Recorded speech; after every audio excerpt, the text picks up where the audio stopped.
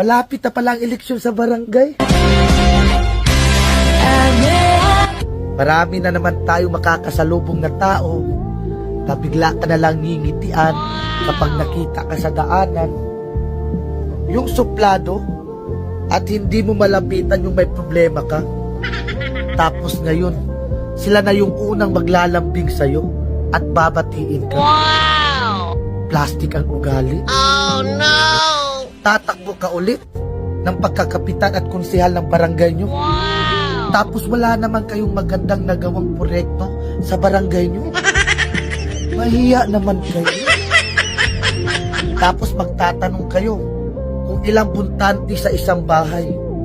Pero nung panahon ng pandemic at ayuda, isang ayuda lang sa isang bahay. Tapos kung mamalasing ka pa, wala ka pang makukuha na ayuda